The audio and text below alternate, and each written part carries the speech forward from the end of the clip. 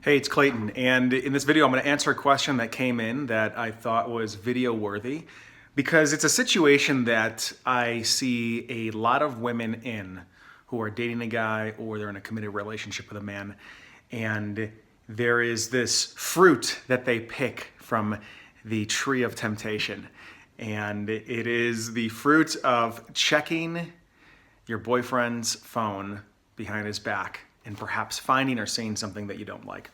So this is the question that came in, just to provide a little bit of context, and then I'll go into my response from there. Clayton, not really sure how I came across your videos, but I've been watching them for hours. Thank you for all the great advice. Well, thank you for watching my videos. I'm glad that they're resonating with you. I've done something really silly. I found out my boyfriend's PIN and checked his phone messages. Now I can't get over what I've seen, and I don't have the guts to tell him I've been through his phone. He's been super loyal since we got serious, but there were a few weeks right in the beginning of the relationship when he told me he wasn't sure what he wanted and he asked for time and space to think. I've seen text messages that he was going on dates and having sex with his ex-girlfriend during this time. So I confronted him about it, and he admits he's been on dates but denies seeing and having sex with his ex and other girls. I didn't tell him I hacked his phone. Well, my conscious mind knows we were not together and it doesn't really matter what happened during those weeks. My subconscious mind keeps reminding me of the naked photos of his ex and the offers from her to have sex with him. Now, the question is, should I be honest and tell him I've been through his phone, or what's the best way to get out of the situation? And the reason this person who's asking the question wants to get out of the situation is because they are being haunted by these pictures and they're feeling that they don't know if they can really trust their man right now. So if you can relate to this situation and you've checked your boyfriend's phone in the past, or you've been in a situation where you have violated some type of privacy, found something, saw something that you didn't like, know that you're not alone, and I've got one of two options if your situation is similar to this.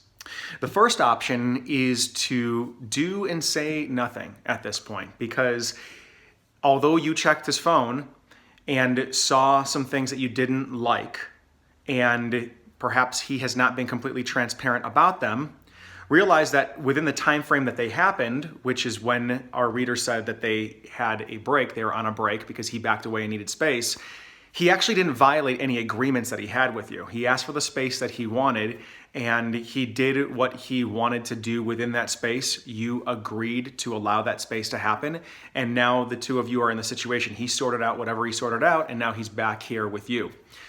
Now, if that is something that does not feel sufficient, if what is still tickling within you is the fact that he has been not completely transparent about what he was up to in terms of his personal activities when he was outside of agreement with you, and he's not being transparent about that and you can't shake it, then if you're going to confront him, you have to admit that you checked his phone. Because to try to hold him to a standard of honesty and hold him to this level of integrity through a way in which you violated the integrity of your relationship by breaking his privacy to find this out, it doesn't put you in a place where you actually have any ground to stand on to ask him to be honest with you if you're not willing to be honest with him. Now, granted, if you are honest with him, he might have his own reaction to you checking his phone. And he may be pissed off and it may blow up into something larger. And perhaps that's okay, because at least the two of you are getting to a place where you're being honest with each other now, and the truth is coming out. And the relationship may need to reorganize in whatever way necessary for the two of you to get down to what really matters, which is ultimately the love that you have towards one another, to be able to clear this negative kind of circling, spiraling emotion out of the way so you can move forward on the same page. So those are the two options. One, leave it alone, realize he didn't break any agreements, or two, bring it to the table. And if you do bring it to the table, you've got to admit how you found the information. Getting it all out in the open and dealing with the dirty laundry of the relationship, both on your side and his side, is really the place and the way to create a clearing to be able to move forward then. For those of you watching that are currently maybe checking your boyfriend's phone and doing it without his explicit permission, hacking it behind his back, looking at his text message, looking at his Facebook messages, you've got his passwords and he doesn't know. What this is an indication of is there is an unexpressed need that you have within you that you are unwilling to put in the space between the two of you. And I wonder what that need is. See, what is it that you are needing from him that you are feeling like the only way to fulfill it is through breaking your own integrity or violating the privacy of the relationship? Well, it's probably that you're looking for reassurance. You're probably looking for reassurance from him that he cares about you and that you are a priority in his life. And often when we don't feel like we have the resources to ask for what we want, we then resort to these underhanded shadow ways of getting that reassurance because we're not giving ourselves enough of a right to ask for the reassurance we need from our boyfriend.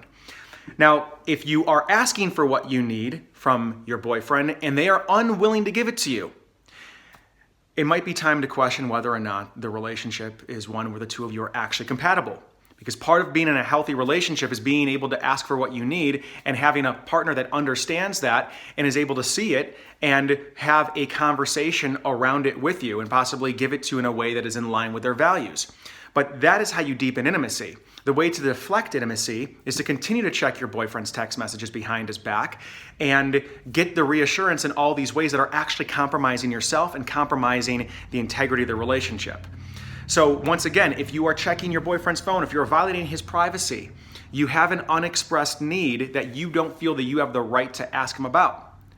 And that is one of probably trying to get reassurance. And if you're saying, well, Clayton, I don't need reassurance. I don't necessarily want reassurance. It's just, I want to see if he's cheating on me. And we're stuck on that level. Then my question is, why are you with a man that you don't trust? Why are you with a man that you believe might be cheating on you and you're trying to get evidence of that? Whenever we begin to break our own integrity and do things that we're actually not proud of, it's important to get really close to that feeling and understand, where are we actually not trusting ourselves? Where are we not trusting ourselves in the relationship? Where are we not trusting our own perception? What do we need to connect back in here so we can begin to trust ourselves and take appropriate action moving forward that is in line with our integrity, that is in line with our values, so we have ground to stand on when we ask for truth from our partner. My name is Clayton Olson. If you like this video, subscribe to it, hit the bell below this video, and I look forward to seeing you in future videos.